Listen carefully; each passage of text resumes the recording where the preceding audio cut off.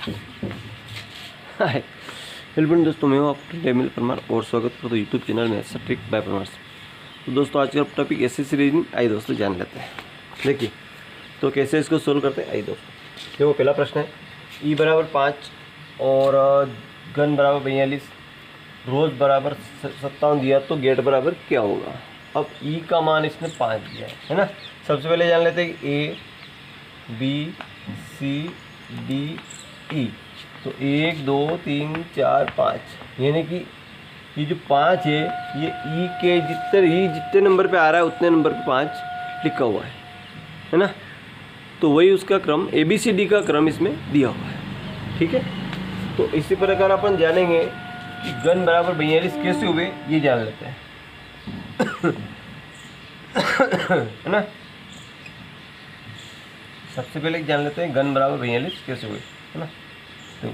तो इसमें जी का मान इसमें आता है अपने 7 नंबर पे आता है और यू का मान आता है 21 नंबर पे आता है ना। एन का मान आता है अपने 14 नंबर पे आता है। अब इनको जोड़ लेते हैं तो 4 ने 5 ने 7 12 का 2 चला 1 2 ने 2 4 42, ये 42 आ गए। इसी प्रकार रोज का देख लेते हैं। देखो ROSE है ना। तो रोज का देखते हैं। देखिए आर का आता है 18 नंबर पे प्लस ओ का आता है 15 नंबर पे आता है ना। और एस का आता है 19 नंबर पे नंबर आता है और ई का आता है 5 नंबर पे। तो देख लेते हैं 8 ने 5 13, 13 ने 13 9 22 ने 5 27 के साथ अस्सी लाया 2 3 4 और एक 5, ये सब है ना। तो जैसे इसका जो जहाँ क्रम है वहीं पे संख्या जोड़ लेंगे तो 57 बन रहे। इसी तरह अपन गेट का जोड़ेंगे तो कितना आता है ना। तो अपनों को कहा है कि इसका मान क्या होगा है ना। तो आप बताइए। ठीक है, तो गेट से अपन जान लेते हैं। जी आता अपने 7 नंबर पे आता है, ए अपना 1 नंबर पे आता है और टी अपना 20 नंबर पे आता है और ई अपना 5 नंबर पे आता है। तो 7 ने 8 ने 5 13 और 20 33 is the right answer. 33 is the right answer. Next question जान लेते हैं। देखिए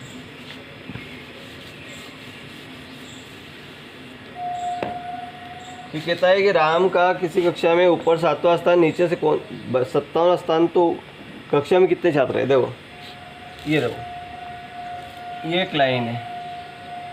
ठीक है, इस लाइन में दाएं से भी हो सकता है बाएं से हो सकता है ऊपर से नीचे से लेफ्ट राइट है ना। तो देखो ये कहता है कि यानी इस तरफ से दाएं से बाएं से, देखो यहाँ से उसका कौन सा स्थान है 7वां स्थान पे और नीचे से 57वां स्थान है।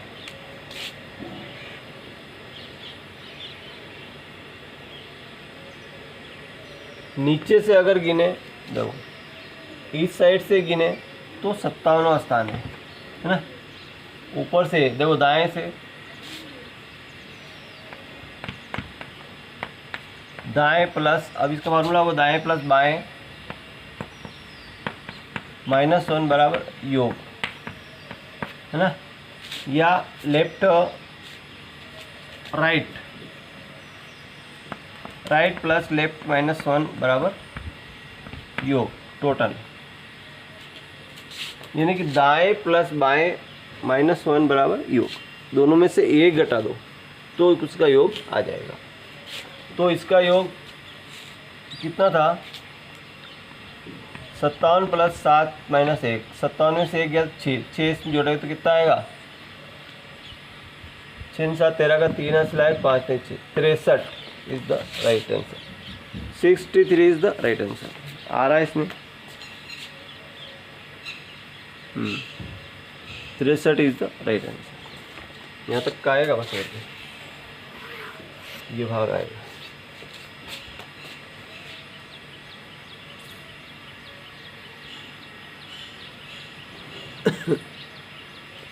अगला देखिए,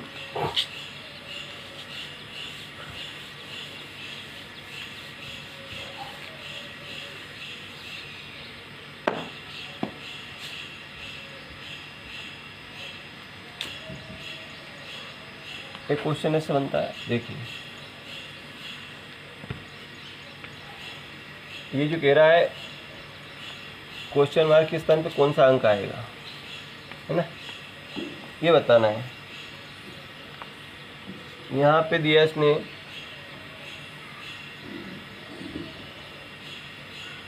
यहाँ पे 1 दिया, 8 दिया, 27 दिया। यहाँ पे इसने 4 64 दिया और 125 दिया। यहाँ 216 दिया,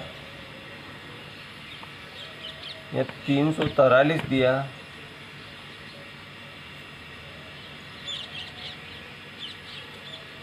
यहाँ 512 दिया, यहाँ क्वेश्चन मार्क दिया। अब बड़े ध्यान से देखिएगा, ये 8 1 8 27 मतलब ये संख्या एक घन संख्या है, यानी 1 का क्यूब है। ये संख्या 2 का क्यूब है ना, 8 बना। ये संख्या 3 का क्यूब है। इसी प्रकार ये बनता है 4 का क्यूब है, और ये है 5 का क्यूब है, और ये किसका है 6 का क्यूब, और ये आ रही है 7 का क्यूब है। 7 का क्यूब 343 होता है। ये 8 का क्यूब है, तो ये स्वाभाविक है 9 का क्यूब होगा, और 9 का cube 729 is the right answer. 729 होगा। आई होप कि सुनने आगे होगा।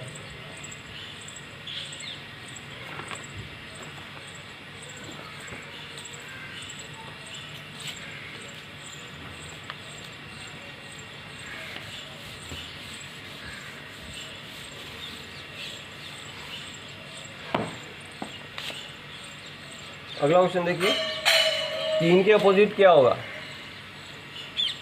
एक डाइस बना हुआ है, देखो ऐसा,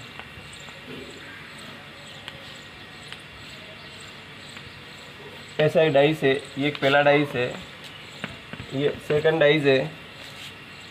ये कह रहा है 3 के अपोजिट क्या होगा। 5 3 4 और 1 2 5। इसमें पूछा है 3 के अपोजिट।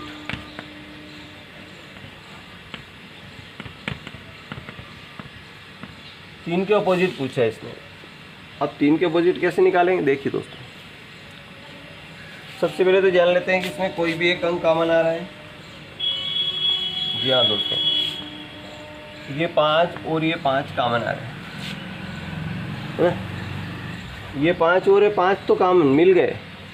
जब एक अंक कॉमन आ जाए, अब इसमें 3 इसमें नहीं मिल रहा, इसमें नहीं है, 4 इसमें नहीं है ना, तो क्या करना है कि ऐसे क्लॉकवाइज घूमना।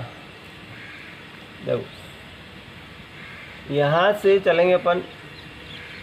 सबसे पहले आएगा अपना 3 आएगा, सबसे पहले क्या आएगा 2 आएगा, तो 3 के अपोजिट क्या हो जाएगा 2। 3 के अपोजिट क्या हो जाएगा 2।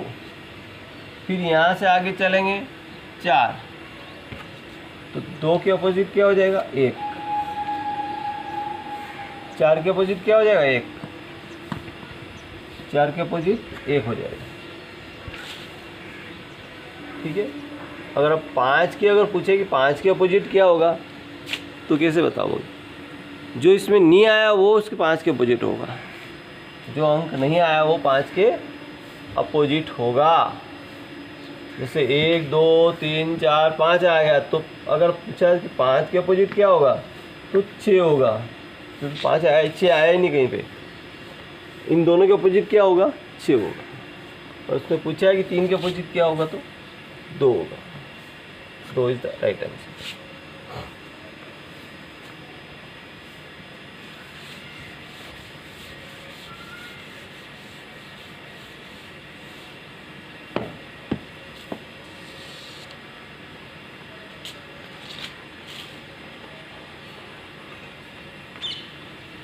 अगला है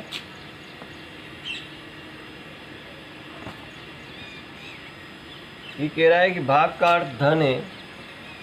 ये जो एक भाग है इसका जो अर्थ है, अर्थ धन से लगाया इसने, और धन का जो अर्थ है वो गुणा, अर्थ गुणा लगाया, और गुणा का जो अर्थ है, गुणा का अर्थ माइनस से लगाया, और माइनस का अर्थ भाग से लगाया, है ना। तो संख्या इसके पास 96 minus 16 plus 3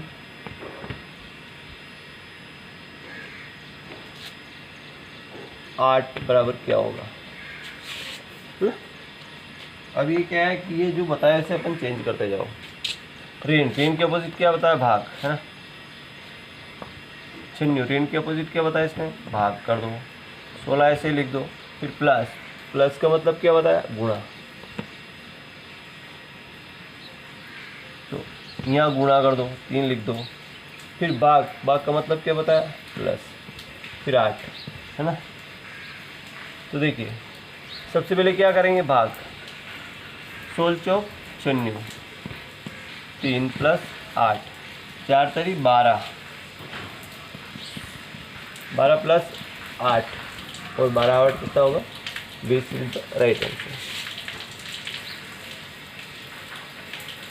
20 is the right answer. I hope कि सामने आ गया होगा। Thank you. वीडियो अच्छा लगा लाइक कर, चैनल सब्सक्राइब करना। Thank you. टंकी भर गई पानी की।